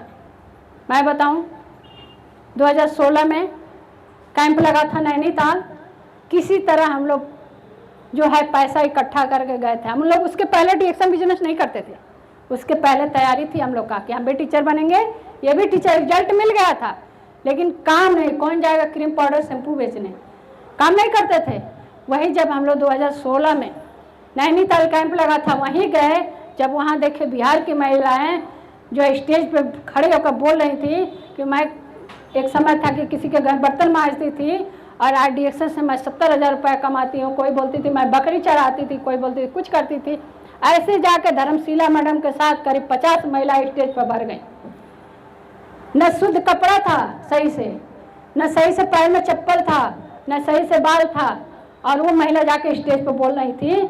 वहीं से मेरे दिमाग में क्लिक किया कि जब ये महिला पढ़ी लिखी नहीं है लोग और ये डिएक्शन को करके 70,000 कमा रही हैं, तो मैं तो पढ़ी लिखी हूँ, मैं तो पढ़ी लिखी हूँ, मैं क्यों नहीं कर सकती हूँ? वहीं से मेरे दिमाग का ढक्कन खुला था और आने के बाद वहीं से हम लोग शुरू किए और जो है गाड़ी लिए, फिर दूसरी गाड़ी बदले, वो पुरानी हो गई, फिर दूसरी गाड़ी भी हम लोग किस्त पे लिए। फिर उसके बाद धीरे धीरे काम बढ़ता गया, लोग आते गए। सर अकेले चलते थे तो उतना नहीं बिजनेस बढ़ता था। जब सर अकेले चलते थे जाते थे उतना नहीं बिजनेस बढ़ता था, लेकिन जब मैंने इनके पीछे पीछे चलना शुरू किया, पीछे पीछे मतलब कहने का मतलब कि धीरे धीरे सीखने का प्रयास की और सीख सीख के जब पीछे पीछे चलना शुरू की तो धीरे धीरे हमारा बिजनेस जो है तेजी से बढ़ गया। धीरे धीरे नहीं, तेजी से बढ़ा। वहीं से इसीलिए कहा जाता है ना डिएक्शन डबल इंजन का व्यापार है कि नहीं? शायद अकेले चलेंगे उतना तेजी से नहीं चलेगा, लेकिन वही लोग हस्बैंड वाइफ दोनों लोग करेंगे ना, बिजनेस तुरंत बढ़ जाएगा। क्यों बढ़ जाएगा मालूम है? क्यों बढ़ेगा? कोई बताएगा क्यों बढ़ेगा दीदी? महिलाओं को आप संभालेंगी, जेंट्स को सर संभालेंगे जी, क्योंकि महिलाएं जो है किसी के भी घर में धड़ल्ले से घुस जाएंगे, है कि नहीं है? पुरुष लोग की औकात है किसी के घर में धड़ल्ले से घुसने की? औकात है पुरुष लोग की? हम लोग तो किसी को दीदी, बहनी, चाची, मम्मी बोल के घुस जाएंगे, है कि नहीं है? तो इसी तरह हम भी क्या करते थे, सर तो सहारा मेरे थे, हम लोग जाते थे साथ में और कहीं पर भी किसी के भी दरवाजे पर खड़े, दीदी आए, ये बात वो बात, चाची आपको कोई प्रॉब्लम है, हमारे पास ये प्रोडक्ट है। थोड़ा सा मैं शुरू करती थी, बाकी सर संभालते थे। क्योंकि उतना मुझे जानकारी नहीं था शुरू में। मैं थोड़ा सा क्या होता है व्यवहार बनाती थी, फिर उसके बाद सारा बताने के लिए सर थे पीछे पीछे। इसीलिए डीएक्शन व्यापार जो है डबल इंजन का व्यापार है। आप लोग करके देखिए अगर हस्बैंड वाइफ जो लोग हैं, क्योंकि क्या होता है अगर वाइफ करना चाहती है तो हस्बैंड विरोध करते हैं, अगर हस्बैंड करते हैं तो वाइफ विरोध करती है। क्योंकि मैंने भी इनका विरोध किया, क्योंकि रिजल्ट मिला था मुझे, लेकिन यही था ना कि वही माइंड में नहीं हो पाता था कि ये क्रीम पाउडर शैम्पू साबुन बेचने से हमारा ज़िंदगी कटेगा, चलेगा, इससे पैसा आएगा, ये चीज़ नहीं समझ में आता था। मैंने भी इनको बोलती थी कि आज गए थे फील्ड में कितना बिका है, कितना कमा के आए थे। तो जिस दिन का मतलब बिका रहता था बताते थे, जिस दिन नहीं बिका रहता था उस दिन नहीं बताया आज नहीं बिका है, तो थोड़ा मन जो है नर्वस हो जाता था। लेकिन धीरे धीरे अपना हम लोग दोनों लोग करते गए, गाड़ी लिए। उसके बाद जो है सपना था हमारा स्कूटी लेने का, यानी साइकिल के बाद 3 गाड़ी आई मेरी, एक के बाद जैसे जैसे बिजनेस बढ़ता गया गाड़ी आती गई। जो लियो गाड़ी थी इसके पहले सर दिखाए हैं, वो फुल पेमेंट करके आया जब हम लोग डायमंड बन गए थे। जब हम लोग खाते पीते बताते डायमंड बन गए, हम लोग काम नहीं किए, केवल खाते पीते और थोड़ा बहुत बताते बताते हम लोग डायमंड बन गए। ये लियो गाड़ी जो है फुल पेमेंट करके आई। मेरा सपना था स्कूटी का, स्कूटी हमारे टीम में बहुत सारी स्कूटी आ चुकी है महिलाओं के पास, लेकिन मेरा भी एक सपना था कि स्कूटी मुझे भी लेना है। लेकिन उसके पहले मेरी कार आ चुकी थी। जो सर का सपना था कि मैं अगली बार तो मैं मायके जो है बस से नहीं लेके जाऊंगा, अपनी गाड़ी से लेके जाऊंगा, तो वहीं से सपना सर का पूरा हुआ। 4 व्हीलर लिए, लेकिन उससे पहले मेरा सपना था कि मेरी स्कूटी आएगी, लेकिन 4 व्हीलर पहले आई, स्कूटी बाद में आई, लेकिन सपना था पहले का। इसीलिए देखिए आगे स्कूटी खड़ी है, गाड़ी पीछे है कि नहीं है। ये स्कूटी अभी मैंने पिछले गाड़ी तो 2017 में ही आ गई 4 व्हीलर, लेकिन ये स्कूटी जो है अभी मैंने जो धनतेरस बीता है दीपावली, 1,63,000 की स्कूटी ये है, बैटरी वाली है, चार्जिंग है। एक बार चार्ज होती है तो कितना चलती है सर, 100-150 प्लस ऊपर चलती है, 170 किलोमीटर चलती है ये स्कूटी। इसका कोई ज़रूरत नहीं था घर में, क्योंकि बाइक भी है और हम लोग दोनों लोग हस्बैंड वाइफ साथ ही निकलते हैं, कहीं भी निकलते हैं तो साथ ही निकलते हैं, 4 व्हीलर से निकलते हैं। इसकी ज़रूरत नहीं थी, लेकिन मेरा सपना था कि मुझे भी स्कूटी लेना है। ये स्कूटी सिर्फ क्या होता है, कभी बच्चे ऑफिस पर चले जाते हैं, कभी बच्चे मार्केट चले जाते हैं सब्जी लेने, उतना ही के लिए, कभी कभी सर भी चले जाते हैं, लेकिन बाकी दूर दूर हम लोग 4 व्हीलर से चलते हैं। लेकिन एक समय क्या था साइकिल की भी औकात नहीं थी ना। लेकिन धीरे धीरे जो है बिजनेस बड़ा होता गया, हम लोग बताते गए, क्योंकि ये बिजनेस क्या है, सिर्फ बताने का ही है। क्या है, बताने का बिजनेस है। क्या करना है, बताना है, खाना है और बताना है, खुद यूज करना है, वही चीज़ बताना है। तो ये बताने का बिजनेस है। उसके बाद देखिए धीरे धीरे सपना जो है पूरा हुआ, और उसके बाद क्या हुआ कि जो है प्रॉपर्टी, बहुत लोग जो है प्रॉपर्टी बनाते हैं, पैसे जब लोगों के पास होता है।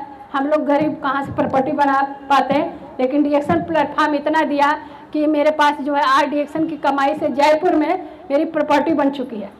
जयपुर में अभी कैंप लगा हुआ है जयपुर में, वहीं पे मैंने एक प्रॉपर्टी लेके रखा हुआ है। आने वाले समय में उसको बेच के मैं और कहीं लूँगी। वो ऐसे ही अचानक किसी के माध्यम से मिल रहा था, तो मेरे पास पैसे थे तो मैंने ले लिया उसको। तो है ना मेरे पास डीएक्शन कमाई से। ये जो है कुछ वीडियो है टीम के, ये हमारे अपलाइन जो है, अपलाइन है मुकेश वर्मा सर, सभी लोग जानते हैं। ये हमारे अपलाइन, जबरदस्त ताली होनी चाहिए एक बार।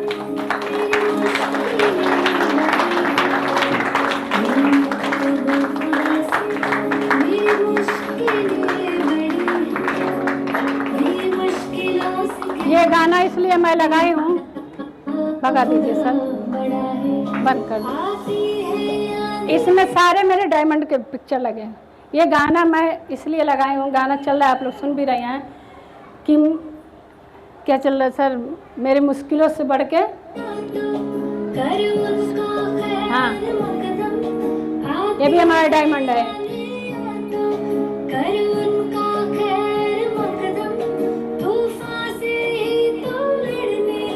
ये बिहार के लीडर हैं, सभी लोग जानते हैं। देखिए कितना चेंज हुआ है, फोटो आप देखते रहिए कितना डायरेक्शन चेंज किया है।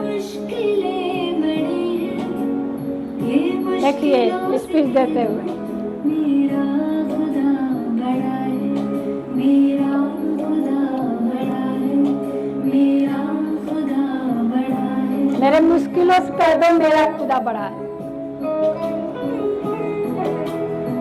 ये भी मेरे एक डायमंड है, सब अलग अलग लाइन का डायमंड है। बंद कर दे सर, बहुत लंबा चलेगा, ठीक है ना। तो इस तरह टीम बढ़ती गई। सर अगला, थोड़ा दिक्कत हो रही है लैपटॉप ना रहने की वजह से। देखिए हम लोग का पिक्चर है, ये भी डिएक्शन प्रोडक्ट खाने के बाद का ही है। बस हमारा देखते रहिए कितना परिवर्तन हुआ है पहले और अब में। कम उम्र में क्या स्थिति थी, अभी मेरी उम्र क्या है, बढ़ रही है ना, ज़्यादा हो रही है ना। तो अभी हमको क्या होना चाहिए, बूढ़ा होना चाहिए ना। लेकिन मैं बूढ़ी नहीं हो रही हूँ, धीरे धीरे जवान हो रही हूँ। मुझे लगता है कि वो 27-28 साल का उम्र है। ये मेरे गांव वाला घर है, अभी तो वो ड्रीम वाला घर बनाना है। ये मेरे गांव पे घर नहीं था। देखिए मेरे घर के चारों तरफ खेत दिख रहा है, दिख रहा है ना, चारों तरफ बीच में मेरा घर है। क्या लिखा है, हेल्थ वेल्थ हैप्पीनेस। मेरा फ्रंट जो है दरवाजे पर भी डिएक्शन का लोगो लगा हुआ है। लोगो चिपकाया नहीं गया है, वो पूरा गेट पे लोहे का बना हुआ है, वो मिस्त्री नहीं बना है। हम लोग चिपकाए नहीं है कि केवल पेज पर छपवा के चिपका दें, क्योंकि मेरा पूरा घर डिएक्शन वाला है। ये मेरा अभी गांव वाला घर है और आने वाले समय में वो अभी सपनों वाला घर अभी बनाना है। अभी जिम्मेदारी थोड़ी, बच्चों की पढ़ाई बढ़ गई है, लेकिन अभी हमको लगता है कि अगले साल जो है 18 जून को मेरा सालगिरह रहता है शादी का। तो या तो मेरी दूसरी गाड़ी आएगी या तो एक प्रॉपर्टी लेंगे, दोनों में से एक काम करना है। देखिए कौन सा होता है, आप लोग का आशीर्वाद रहेगा तो कोई ना कोई काम होगा। तो ये मेरा गांव वाला घर है। आगे सर, ये गाड़ी आप लोग देखे ही हैं, बाहर खड़ी है। ये भी अभी नीट कार है, अभी ड्रीम वाला कार लेना है। और ये मेरा घर वाला ऑफिस है। देखिए ये मेरा कोरोना वाला ऑफिस, उस समय नाम दिया गया था कोरोना वाला स्टॉक पॉइंट, क्योंकि पहले मेरे पास स्टॉक पॉइंट नहीं था। हम लोग काफ़ी बिजनेस में लगे हुए थे, हम कहाँ स्टॉक पॉइंट ले लेंगे तो हम बिजी हो जाएंगे, तो नहीं था। लेकिन कोरोना पीरियड में प्रोडक्ट की डिमांड ज़्यादा हो गई तो हम दे नहीं पाते थे, क्योंकि हमको मिल नहीं पाता था। तो ये जो है हम ऑफिस 2 दिन में फाइनल किए थे, क्योंकि उस समय हम डबल डायमंड थे। जब कोरोना था हम लोग डबल डायमंड थे, तो तुरंत मुझे एजेंसी मिल गया, 2 दिन में फाइनल हुआ। और मैंने अपने घर में जो है ये ऑफिस जो है रातों रात बनवाई। ये पूरा चारों तरफ कांच का बना हुआ है, बहुत अच्छी ऑफिस बनी हुई है। और मैंने यहाँ प्रोडक्ट रखा और यहीं से धीरे धीरे मैंने लोगों को देना शुरू किया। अभी तो मेरा मार्केट में बहुत अच्छी ऑफिस बन गई है। सर को दिखाए हैं, अशोक सर बैठे हुए हैं, उनको हम दिखाए हैं। ऑनलाइन हम लोग सब कुछ कहीं भी रहते हैं, देखते रहते हैं, वहाँ स्टाफ रहती है। लेकिन पहले क्या था, मैं फील्ड में भी रहती थी और ऑफिस भी संभालती थी। दिन भर फील्ड में रहती थी, रात को 11 बजे तक बिलिंग करती थी। आने के बाद जो है बच्चे जो है तब खाली थे, घर ही मतलब पढ़ाई करते थे, तो कोई भी आता था तो प्रोडक्ट दे देते थे, नोट कर देते थे। तो हम आते थे रात को 11 बजे तक बिलिंग करते थे। लेकिन अभी जो है ये सब, इस सब से फुर्सत हो गया है, स्टाफ मैंने रख दिया है। और एक स्पाइलिना से हम बिजनेस शुरू किए थे और आज हमारे पास जो 8 से 9 लाख का प्रोडक्ट हमारे स्टॉक पॉइंट में हमेशा रहता है।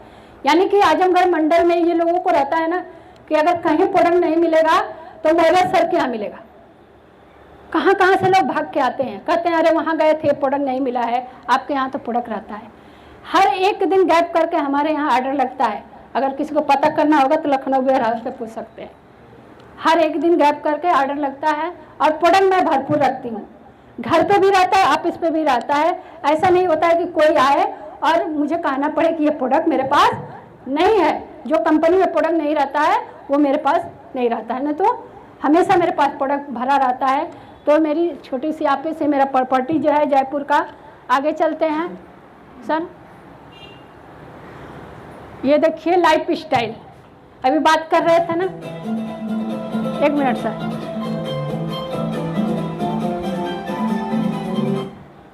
लाइफ स्टाइल की बात करूं तो डिएक्शन के पहले मैं भी घर में साड़ी लपेट के रहती थी। मतलब पिन लगाने का भी ढंग मुझे नहीं था। भले ही पढ़ी लिखी थी लेकिन बीमारी में इतनी अंदर से मैं टूट गई थी कि मेरा जो है मतलब सपना सब खत्म हो गया था कि मुझे अच्छे से रहना है, कैसे कपड़ा पहनना है, सब कुछ मैं भूल गई थी अपने आप को। लेकिन डीएक्शन में आने के बाद और उसके पहले जो है लकड़ी बताई ना, लकड़ी पे खाना बनाती थी मैं, लेकिन आज जो है एक घर में खाना बनाने वाली भी है।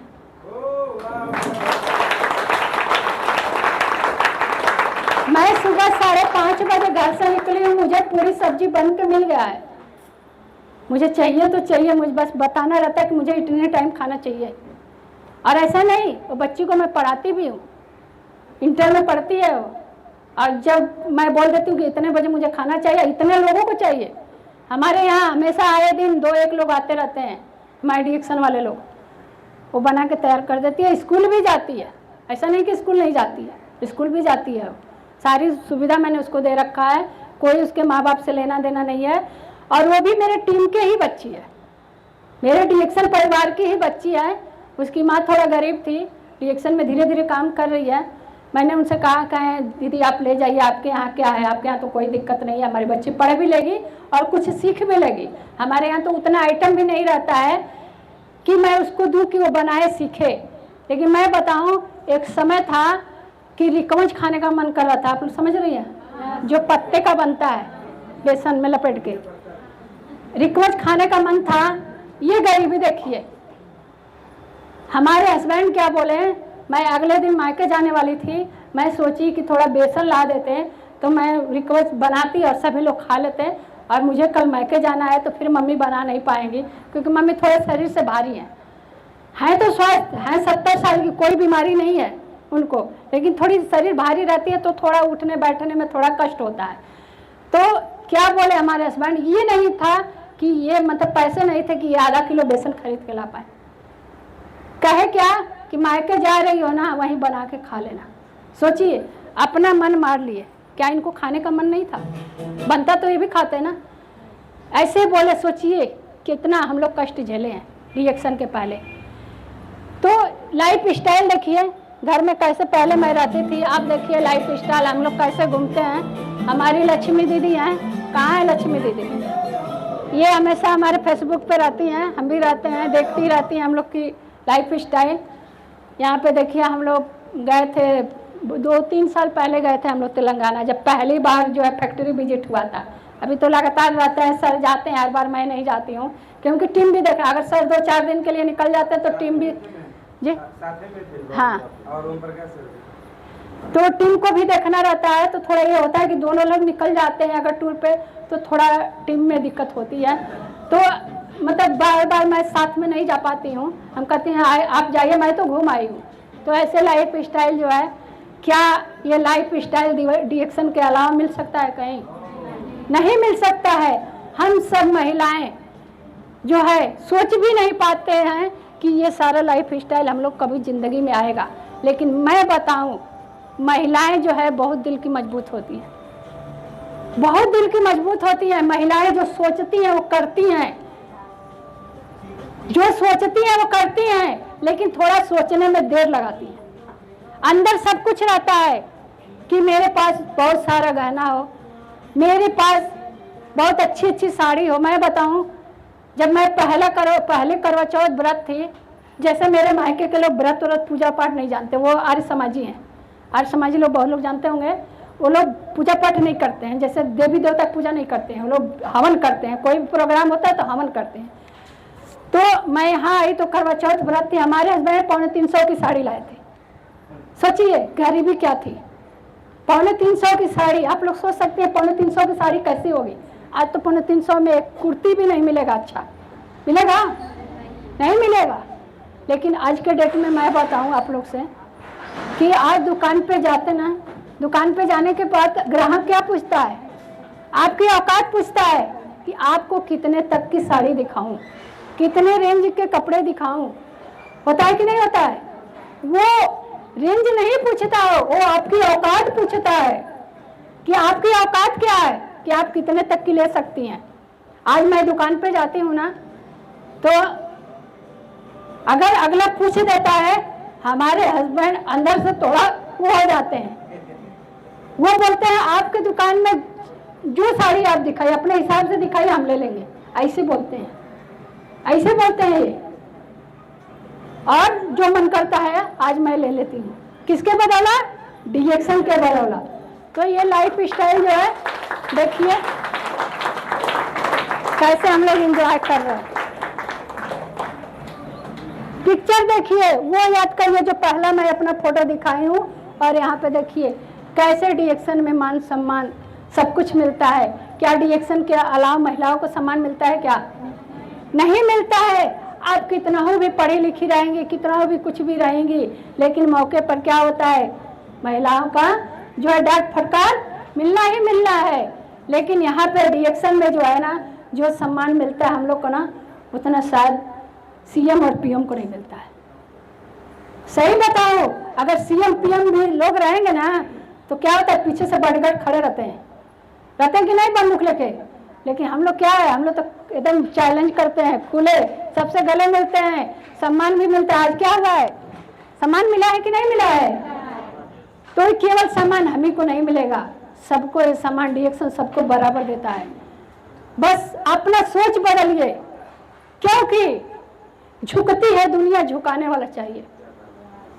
झुकती है दुनिया, झुकाने वाला चाहिए। मेरा प्रोडक्ट है अजूबा, घर घर पहुंचाने वाला चाहिए। इसको कौन पहुंचाएगा?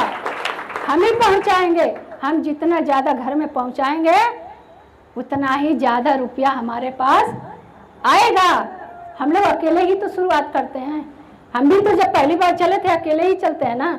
लेकिन आज के डेट में मेरे पास 25,000 का नेटवर्क है, 25,000 का टीम है आज मेरे पास, और सभी हमारी टीमें मजबूत हैं। जो भी डायमंड लाइन है सभी मिलेनियर अभी सर जी दिखाएंगे कैसे कैसे बंदे यहाँ पे मिलेनियर बने हैं, कार अचीवर बने हैं। अभी सर जी अपने वीडियो में दिखाएंगे। ये देखिए हम लोग पहले बार कंबूचा लॉन्च हुआ था तब हम लोग पिए थे, अभी आया नहीं था हम लोग के पास। वहाँ पे कंबूचा हम लोग को जितना मर्जी उतना पीजिए, मिलता है। सर आगे नेक्स्ट क्या है सर? ये लाइफ स्टाइल आप सब लोग देख कर सकती हैं DXN में आने के बाद। देखिए ये कुछ लाइनें लिखी हो, जिंदगी खेलती भी है उसी के साथ जो खिलाड़ी बेहतरीन होता है। भगवान ऊपर वाले भी देखते हैं कि ये आगे चल के कुछ न कुछ करेगा। दर्द सबके एक से है मगर हौसले सबके अलग अलग हैं।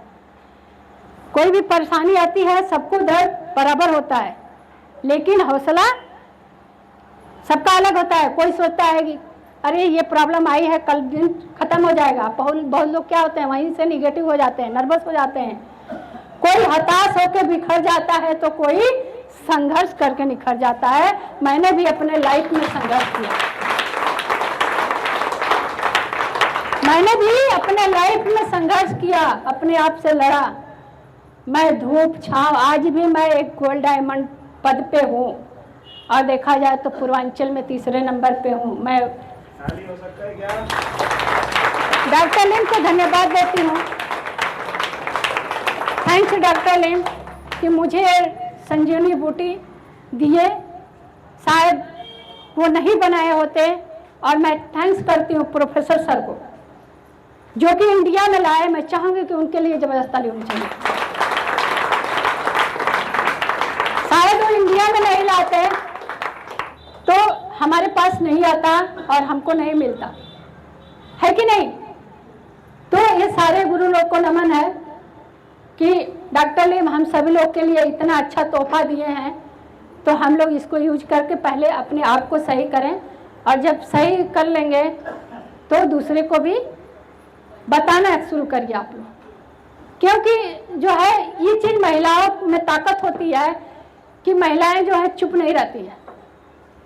अगर एक गाड़ी में जो है अगर 2 महिलाएं 2 जगह की सफ़र करती रहती हैं तो पता चलता है कि एक दूसरे का मायका कहाँ है, एक दूसरे का ससुराल कहाँ है, सब पता कर लेती है कि नहीं है? ये रहता है महिलाओं के अंदर, लेकिन पुरुष लोग के अंदर ये चीज़ नहीं रहता है। पता चलता है कि अगर 2 भाई लोग बैठे रहते हैं लेकिन आपस में बातचीत नहीं कर पाते हैं, वो पूछ नहीं पाते हैं भाई साहब आप कहाँ के रहने वाले हैं। लेकिन महिलाओं में आदत होती है कि वो ना चाहते हुए भी एक दूसरे का परिचय ले ही लेती हैं, और वहीं से हमारा क्या होता है, रिएक्शन बिजनेस स्टार्ट होता है। हमारी बहुत सारे बहनें ऑटो में जाती हैं, वहाँ बिजनेस स्टार्ट कर देती हैं, बस में जाती हैं, वहाँ ट्रेन में जाती हैं, वहाँ बिजनेस प्लान देने लगती हैं। हम देखते हैं हमारी बहनें, तो ये क्या है, बात करने का ही बिजनेस है। तो आप लोग के भी साथ संघर्ष आएगा, उस संघर्ष को झेलते हुए अपने एक्टिव अपलाइन के साथ रहते हुए, जो भी आपका अपलाइन, ऐसा नहीं कि मेरा अपलाइन मुझे रिएक्शन में लाया और वो सो गया तो हम भी सो जाएं, ऐसा नहीं करना है। जो आपके एक्टिव अपलाइन है, इतना तो मालूम हो ही जाता है कि हमारे ऊपर ऊपर कौन है। जो एक्टिव अपलाइन है उनको पकड़ के, और जैसे जैसे आपके अपलाइन कह रहे हैं वैसे वैसे आप करते जाइए। आपका देखिए कारवा कहाँ से कहाँ बदलता जाएगा। वही एक महिला आप लोग के सामने जो है एक दिन जिंदगी और मौत से लड़ रही थी, सभी लोग साथ छोड़ दिए थे, गांव के लोग आना छोड़ दिए थे, लेकिन आज वही महिला, वही गांव के लोग हमसे समय मांगते हैं। गांव में पूरा क्या हो गया है कि अरे वो दिन में जाएंगे तो उनसे मुलाकात नहीं होगी, रात को जाएंगे 8 बजे 9 बजे तो मिलेंगे। क्या हो गया है कि हम दिन में नहीं मिलते हैं, लेकिन मैं उन्हीं से मिलते हैं। मैंने भी चैलेंज किया है, मैं उन्हीं से मिलते हैं जो हमारी बात को सुनेंगे, जो हमारी बात को सुनेंगी, जो रिएक्शन की बात को सुनेंगी। नहीं तो भाई हमारे पास समय नहीं है, फालतू बात करने के लिए समय नहीं है। गांव में महिलाएं क्या करती हैं, बस एक दूसरे की चुगली बतियाती हैं, है कि नहीं। बहुत सारे लोग हैं महिलाएं, दिन भर बैठे फलानी पतोया ऐसे करती है, फलानी बेटी वहाँ यहाँ घूमने जाती है, तो फलानी की मम्मी यहाँ जाती है। ये सब बहुत सारे लोगों के अंदर, ऐसा नहीं कि मैंने देखा है बहुत सारे लोग के अंदर। फालतू बातें करने से कुछ मिलता है क्या? हम लोग अच्छी बातें क्यों ना करें? अच्छी बातें करेंगे हमारे लाइफ में अच्छा होगा, है कि नहीं। तो इस तरह हम लोग के अंदर बहुत ताकत है। और आज देखा जाए तो जहाँ भी मीटिंग होती है, जो लीडर्स हैं जो मीटिंग में जाती हैं, देखती होंगी महिलाओं की संख्या ज़्यादा रहती है। क्यों ज़्यादा रहती है? क्योंकि महिलाओं के पास सपने होते हैं, महिलाओं के पास सपने होते हैं, लेकिन वो सपना वो बस कहाँ सोते हैं, दिमाग में रखी रहती हैं। काश मेरे पास पैसा होता तो मेरे पास भी अच्छा घर होता, काश मेरे हस्बैंड अच्छी सर्विस करते तो मेरे बच्चे अच्छे स्कूल में पढ़ते। ये सारा सपना रहता है दिमाग में। तो मेरा कहना है कि क्या ये सारी चीज़ें सिर्फ हस्बैंड की ही जिम्मेदारी होती है? मुझे भी भगवान ने उसी रास्ते भेजा है कि नहीं। मुझे भी पृथ्वी पर जन्म दिया है, बच्चे अपने हैं, सास ससुर अपने, हस्बैंड अपने हैं। तो क्या मेरी शिक्षा भी मैंने बराबर लिया है, जितना वो ली है मैंने भी लिया है। जब हाथ पैर सही है, सब कुछ स्वस्थ है, तो क्या मेरी भी जिम्मेदारी नहीं बन रही है कि अगर मेरे कुछ करने लायक है तो मैं भी कर सकूं? जिम्मेदारी बनती है। महिलाएं क्या करती हैं, हस्बैंड के सामने हाथ फैला देती हैं, सर मुझे 500 रुपये दे दीजिए। होता है कि नहीं होता है? और पता चलता है 500 रुपये देने में 4 बात सुननी पड़ती है कि नहीं। और क्या होता है, 500 की जगह कितना मिलता है, 200, है ना। 200 मिलता है, उसका भी हिसाब लिया जाता है। मैंने 200 रुपया दिया, क्या की 200 रुपया दिया, है कि नहीं। बहुत सारी तो महिलाएं हमारे टीम में है, कहती है मैं डिएक्शन प्रोडक्ट खाने के लिए हमारा हस्बैंड राजी नहीं हो तो मैं पैंट से निकाल लेती हूँ पैसा। ऐसे ही है भाई, मुझे सही होना है, अपना निकाल लेते हैं, प्रोडक्ट खरीद के खा लेते हैं, कहते हैं जब मैं सही हो जाऊंगी तो खुद सपोर्ट करेंगे। ऐसे भी बहुत सारे, लेकिन मैंने मना करती हूँ, मैं कहती हूँ ऐसा ना करिए, गलत बात है। उनको समझाइए, मीटिंग में बैठाइए, सर के साथ बैठाइए, धीरे धीरे समझ जाएंगे। लेकिन बहुत सारे जो है महिलाएं परेशान हो जाती हैं अपने हस्बैंड से, जो लोग दारू पीते हैं या नशा करते हैं, है कि नहीं। दारू पीने के लिए पैसा रहता है, लेकिन अपने बच्चों को जो है बिस्किट लाने के लिए नहीं पैसा रहता है, या कुछ घर में लाने के लिए नहीं पैसा रहता है। तो ये सारी चीज़ें हैं। मेरे कहने का मतलब है डिएक्शन प्लेटफार्म जो है, हाँ बाहें फैलाए जो है, हम सभी बहनों का इंतजार कर रहा है। डिएक्शन ये नहीं देखता है कि आप पढ़ी लिखी हैं, डिएक्शन ये नहीं देखता है आप अंगूठा छापती हैं, डिएक्शन ये नहीं देखता है आप डॉक्टर हैं, आप इंजीनियर हैं। डिएक्शन सबके लिए बराबर है, सभी को वही सम्मान देता है। आज धर्मशिला मैडम का नाम जो है आता है ना, सबसे नंबर 1 पे? क्या वो धर्मशिला हम नहीं बन सकते? आप नहीं बन सकती हैं? क्यों नहीं बन सकती हैं? ये अपने खुद से पूछिए, खुद से पूछिए। जब वो झांसी की रानी अपने बच्चे को पीठ पे बांध के उस लड़ाई को लड़ ली, हम सभी महिला अपने परिवार से लड़ लेते हैं, इतना दर्द सह के जो है एक बच्चे को जन्म देते हैं, ये क्या चीज है? ये तो ऐसे ही हम लोग का है। सिर्फ यहां से सोचिए, आप सिर्फ यहां से सोचिए कि हम वो चीज कर सकते हैं जो कोई नहीं कर सकता है। तो क्या आप लोग तैयार हैं? अपने अंदर की वो ताकत को निकालिए कि मुझे भी वो झांसी की रानी बनना है। नारी जब अबला होती है तो फांसी ठान लेती है।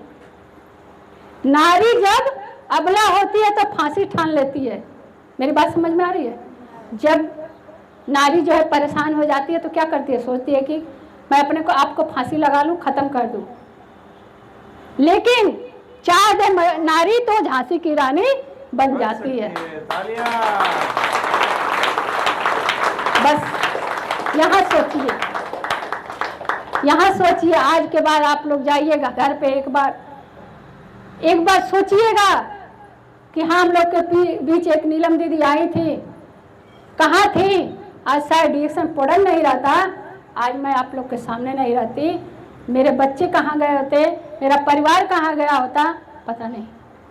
लेकिन मैं बार बार थैंक्स बोलती हूँ डिएक्शन को, डॉक्टर लिम को, प्रोफेसर सर को और अपने अपलाइन को कि ये मुझे प्लेटफॉर्म मिला।